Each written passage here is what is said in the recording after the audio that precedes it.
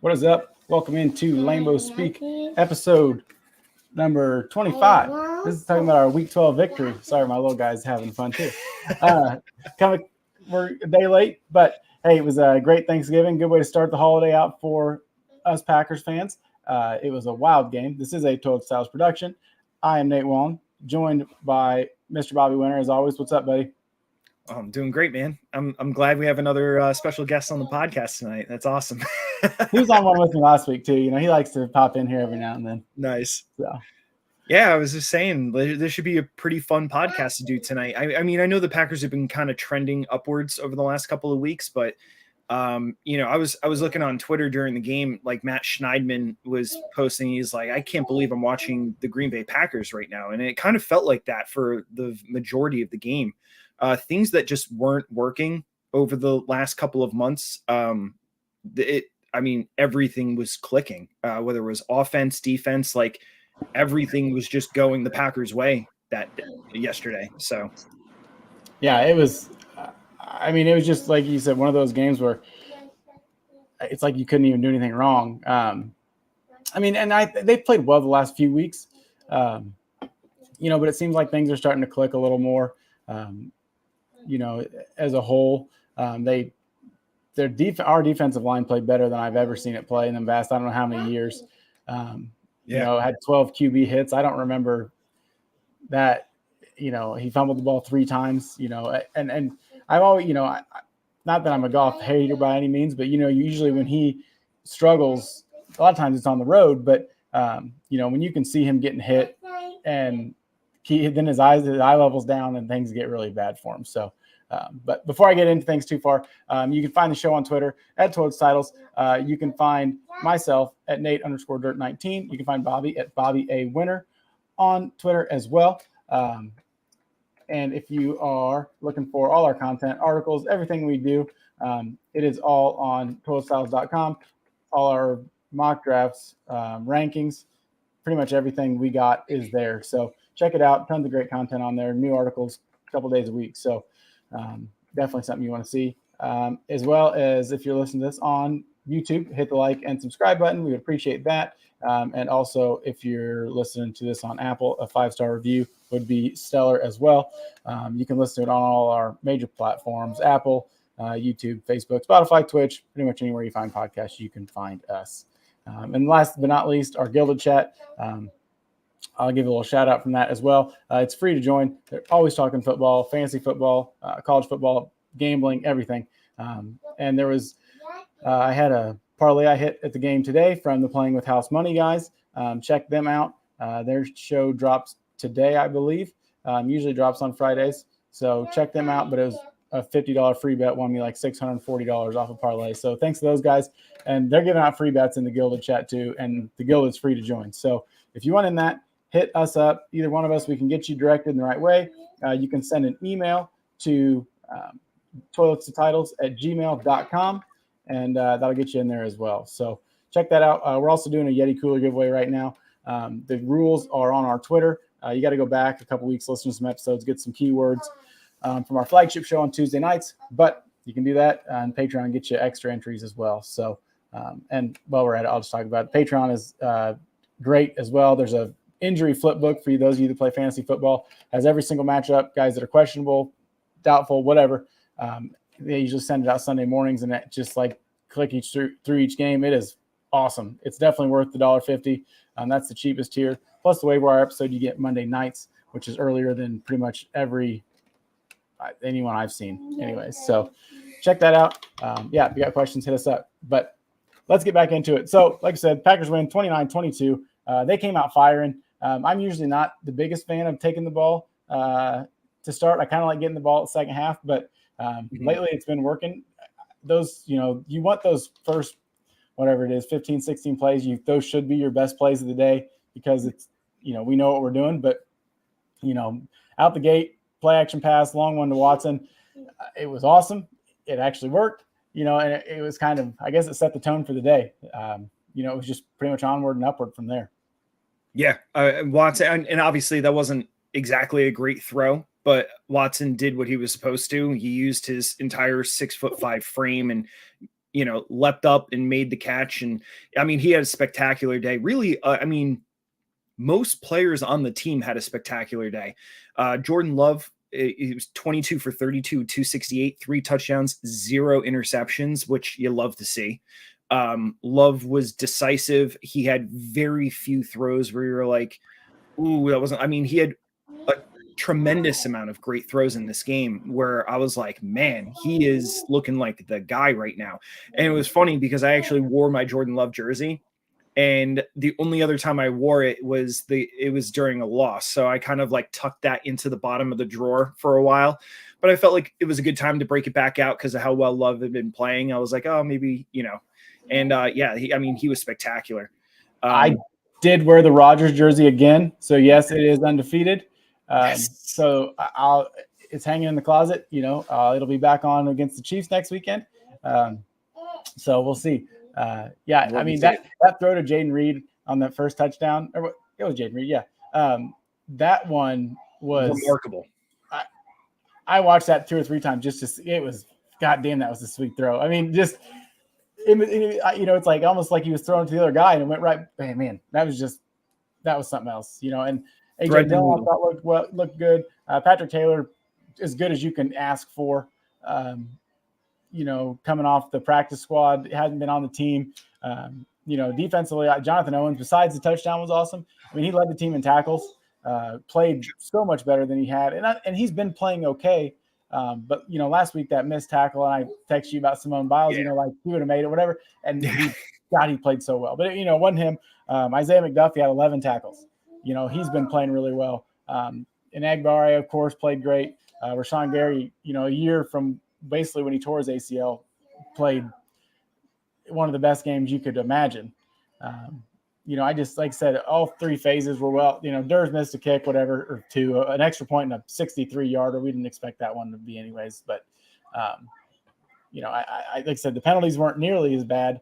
And it seemed like those long, the third down, whatever, that we converted a lot of third downs. I was just looking at it and I forgot what it was. We were somewhere around 50%, a little, or 5 of 11. So, pretty close. But that's, only getting in 11 third downs. That's pretty good.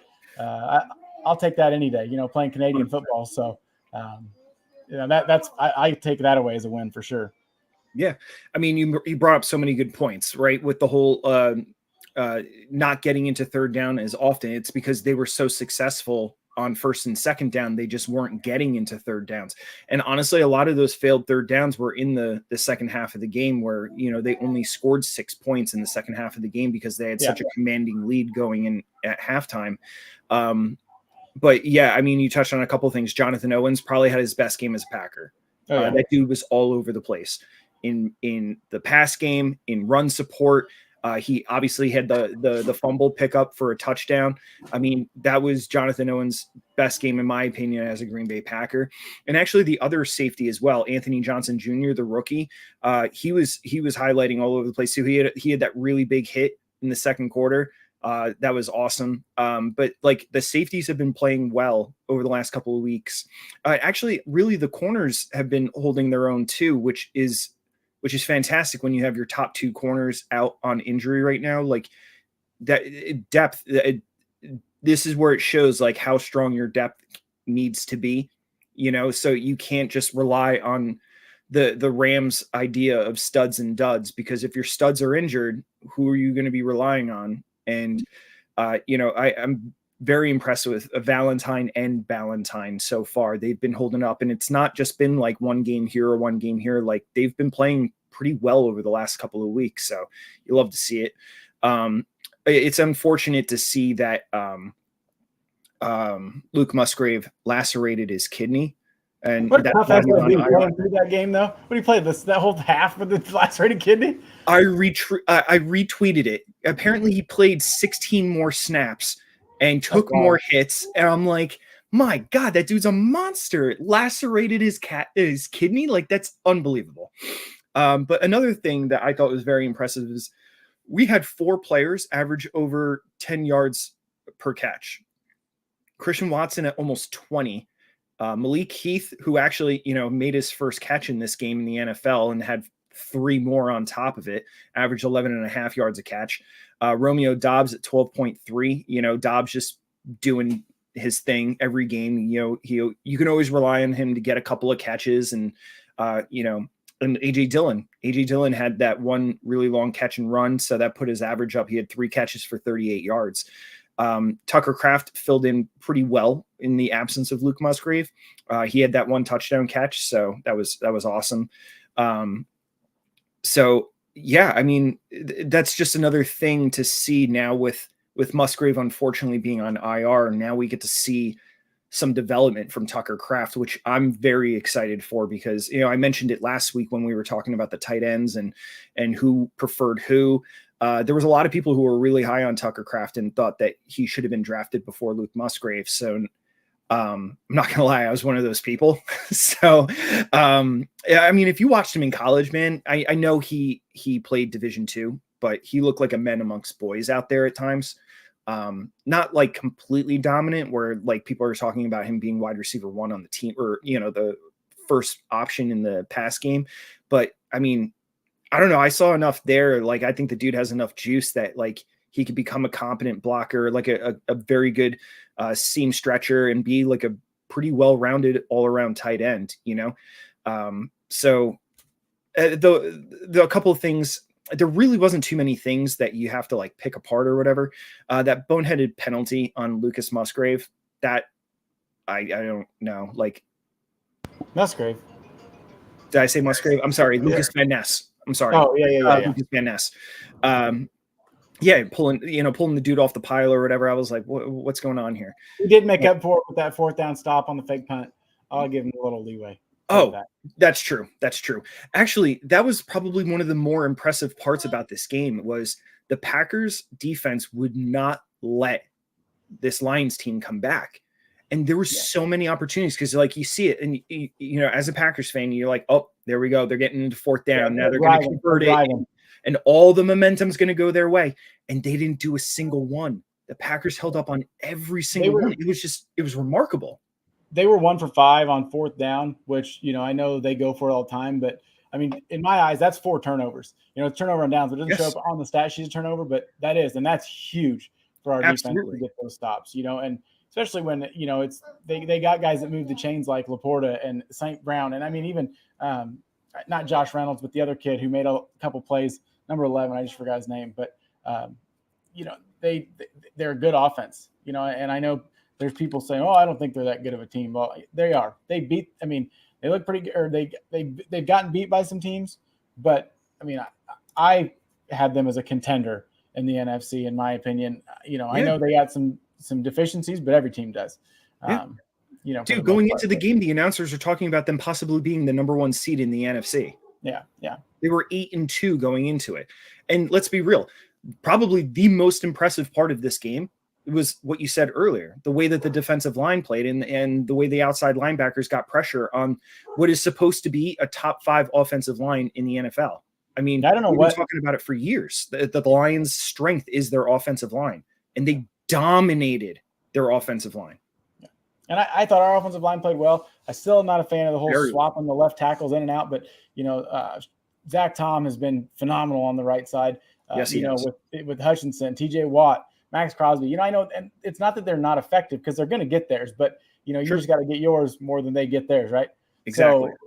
So they're not wrecking the game like they generally do, and that that's huge.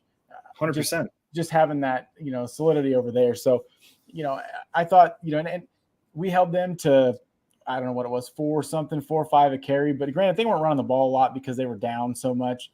So that kind of changes things. But I just thought we had them out of their comfort zone. They were playing from behind the entire time. I don't think we're much. It's hard for any team to just be good at playing from behind. You know what I mean? That can drop back, protect, and throw the ball all over the place. So scoring early and often is huge. I've always been critical, whether it was LaFleur, but in the past, we'd get up by 2 touchdowns and it seemed like they'd kind of like take their foot off the gas. And I don't know if that was the case yesterday. We had really good field position a lot, with the fumbles. things like that. So, but that in the past was always an issue, and I always hate when that happens. I mean, if I'm out there, I don't care if we're up by 20, we're going to keep scoring. I mean, look at the Cowboys yesterday. They beat the shit out of the Commanders. Yeah, I mean, just because you don't know. I mean, it doesn't take much to score in bunches. So, but yeah, the whole defensive line, Carl Brooks, Kenny Clark, Devontae Wyatt, Rashawn Gary, Preston Smith, Luke Vanessa, all those guys played so well as a unit. And, they were getting pressure with 4 guys. It was just relentless. And I can't remember it looking that good in a long, long time. Right. And it's starting to become a thing with Rashawn Gary. I mean, you got to give him his flowers. That was one of his best games as a pro. He was unbelievable against a very, very good offensive line. It seems like all of his sacks kind of come in bunches. Have you noticed that? He has a lot of like 2 or 3 sack games, which 3 sacks, three QB hits, 3, a forced fumble. Yeah. You love to see better than that with 7 tackles. So it was, he's one of a premier, edge rusher in my opinion. And he plays pretty good. He can cover a little bit too. So I just, as a very complete victory, and I don't know. I mean, you kind of got worried there towards the end. They were kind of driving a little bit here and there, and they just beat the Bears who were up. But, like I said, the defense played well and was able to hold them. And, it was a fun game. It was fun to watch. Just like I said, Love, I can't say enough how great Love was and the throws he made, and I was talking to somebody and they were like, I feel like he tries to be like Rodgers too much. And I said, I don't think he's trying to be like Rodgers. I said, if you watch that guy for 3 years, that's how you're going to play. I don't think it's anything that you want to. I mean, obviously you want to be him. He's a Hall of Famer, but you know what I mean? Like those off-platform throws he makes, the sidearm, the different arm angles, things like that. Like every quarterback wants to be able to do that. That's not trying to be like somebody. I mean, if you can throw a sidearm, if you can change your arm angle, that is huge. Yeah. And if you look at a lot of the times, like when they're pointing out those types of throws, he's doing it for a reason. It's because there's a defender in his face or somebody's sticking their arm up and he's trying to throw it around it. You know what I mean? So it's not like he's doing it to like show off like Patrick Mahomes does with these no looking passes and stuff like that. Like he's not doing that. He's adjusting his arm angle to get the pass out on time because it's a rhythm based offense. Because if you have to sit because somebody's arm is in the way or somebody's in your face and now the timing is off, he'd rather just keep the timing the same, adjust his arm so that way he can get the ball out where it needs to be on time. It just makes sense. And he's talented enough to do it, and we're reaping the benefits of it. But the one thing I wanted to mention, which I wanted to do at the beginning of the show, is this was probably the best coach game I've ever seen from the Packers this year. Matt LaFleur was in his bag. The offense was creative. It seemed like they were all ready. And I don't know if the effort level ever changes, but sometimes as a fan, you kind of see that where you're like, man, they really wanted this one. It seemed like they really wanted this one. Yeah. Like every single player played exceptionally well. There was very few mistakes. The offense was the most creative game we've seen by far from any game that we've had this year, except for maybe the first game with the Bears. Because that was a terrific game as well. But I was texting you during the game, like everything I had been asking for. It's like I don't know if they're listening to the show or not. Yeah, probably. I assume so. Yeah, exactly. I'm nicer to LaFleur on this show than I am my Wednesday night shows. So. Right. So yeah, we're sending it to his DMs and he must actually be clicking on it. So, that's right. But I mean, there was the blitz, how many times have they blitzed? They were blitzing a lot this year and it just wasn't generating pressure, but they were blitzing at the right times in this game. And it was shutting down. They had that 1 2nd and 10 where they rushed the middle linebackers up the middle and it just completely squashed it. They had no choice but to throw it away. Like that was perfectly timed. And I'm like, see, like everything, they were just doing the right things coaching wise, dude, they were running outside zone with AJ Dillon. Yeah. They weren't just running inside zone with him every single time or halfback dive, they were doing different things and it was awesome. Like you could tell they really wanted that game. And I don't know if it was because it was the Lions.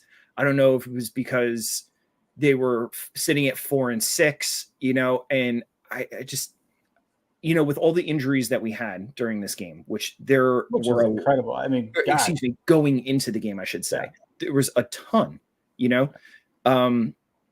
I'd be curious to see how many of them come back next week, because I believe that they could go on a run. Well, I mean, I said, I want one more thing. Daniel Whalen had a phenomenal game punting too, 4 punts, all of them inside the 20. The one was it's like the 3 they down, but I just thought he's been very good. That is, goes without saying, but I mean, he's been very good all year. So shout out to him. But moving on to our next opponent, the Chiefs. They're great. Mahomes is one of the best. Their defense is very, very, very good. So that will be, a test for us, against a very good defense. Not that the Lions aren't, their front's great. But anyways, their offense has been kind of lackluster, I guess. They don't have a lot of explosive plays. Right. Obviously they still have Kelsey. Pacheco and McKinnon's not playing this week, but, Hilaire is whatever. But, they have the ability to score whenever, with Kelsey and Scantling probably won't make the catch. He's back in, it's in Green Bay. So him making a long catch, probably, the odds of that aren't good. Probably drop it, but I bet they're going to attempt it. Oh yeah, they have to. Mm-hmm. But, I think, like you said, there's a chance to go on a run. We have not the roughest schedule going forward from here. I mean, obviously the Chiefs are phenomenal, but they haven't played that well lately. We're going to have a nice long break before the game. What do we have? 10 days now, before Sunday Night Football. So that's helpful. The weather doesn't really matter. The Chiefs play where it's cold too. So I'm not sure what the weather is going to be, but I know the Chiefs complained a lot last year, the Super Bowl, the Chiefs and Eagles both, about the cleats, so I don't know if that'll be another issue for them on Lambeau. I mean, again, it's not like we're the only ones that can wear the certain cleats. So, that's how the field is. It's going to be a little slicker, but we don't have trouble. So. You would think that they would be better prepared for it, having Marquez Valdez-Scantling on their team, because it seems like the Packers, know how to play on their field, right? So you would imagine Marquez Valdez-Scantling would be like, yeah, these are the shoes that we wear. This is how we prepare to play on this field and stuff like that. Now, obviously, they were talking about it. I can't remember. It was either a game or 2 games ago. They were saying how the team practices on a field that's just like Lambeau Field. So they build up like calluses in these shoes and know how to how to run their routes and everything. Basically just how to play on that field. But I have a question for you. Of the last 4 years, so 2019, 2020, 2021, 2022, and then this year, which version of the Chiefs would you rather face next? I don't know. I mean, the one without Tyreek Hill is probably my first answer. Correct. I was going to say, if I had to choose any of them, it would be the 2023 version. Yeah. Because like you said, their offense is, they still have Patrick Mahomes, they still have Travis Kelce, but they don't really have much else. That's not true. Isaiah Pacheco is a very capable running back. He's very good. And McKinnon's pretty slippery out in the open too, but sure. I mean, Tyreek Hill is phenomenal. I mean, nobody tilts the field like that guy. So right. So they've been winning a lot of games right now because of their defense, and if let's not forget who was the team that Jordan Love played against in his very first start. Exactly. Chiefs. Exactly. But this time it's going to be at home. Yeah. So, would I put money on the Packers winning? No. But I mean, I'm coming for them to go on a run. If they beat the Chiefs, they are absolutely going on a run. Well, yeah. I mean, I think then they play the Giants. So the Chiefs Sunday Night Football. Next Monday night they play the Giants. Then we play the Buccaneers on Sunday, and then it's Vikings on New Year's Eve, and then the final week is the Bears. Yeah, at home. Is the Vikings game? That's in Minnesota, I think, right? I have it right here. 1 second. I was looking. I was just looking, and then I forgot. Yeah, it's in Minnesota. I'm trying to find. Oh, the Chiefs are only favored by 6.5 points right now. So, well, look, I mean, the Packers have been on an upward trajectory, and the Chiefs are coming off a loss to a team that they beat in the Super Bowl last year. So, if the Packers can squeak out a victory next week, I imagine it being a low scoring game. I think the only way that they can win is they keep the Chiefs to 17 points or less, because like we were talking about earlier, the Chiefs defense has really been the strength of this team outside of Mahomes and Kelsey. So if they have a shot at winning this game, the defense is going to have to keep it tight. They're going to have to get turnovers. It's going to have to look like the Lions game. They're going to have to recover some fumbles. They're going to have to be opportunistic. They're going to have to create pressure on Mahomes, and the offense is going to have to be creative, and they're not going to have to. I mean, you can't afford to make mistakes against the Chiefs. They're going to have to play a perfect game or close to it. Like I said, you have to get pressure like we did. The Chiefs front is very, very good too, just like the Lions. And, if we can get pressure, you don't want Mahomes out of the pocket, but, got to get pressure and keep him honest. So, like I said, I'm excited. I'm looking forward to it. It's going to be nice to have a nice, relaxing Sunday of football. Looking forward to watching Michigan hopefully beat some ass tomorrow against the Buckeyes. We'll see. If I get to watch, I'll probably be working, but we'll try. So, other than that, I said it's going to be a nice Sunday, relaxing, and we'll be back at it a week from today. Or no, 10 days from today, or whatever. 9 days. I keep forgetting what day it is. Having these days off throws me off. So, yeah, it's a weird week. So, hell yeah. Well, thanks for tuning in. Like I said, check out the show on Twitter at Towards Titles. Check out our website, towardstitles.com. You can find me on Twitter at Nate_Dirt19. You can find Bobby at Bobby A Winner on Twitter as well. And we'll see y'all next week. Thanks for tuning in. And of course, go Pack Go. Go Pack Go.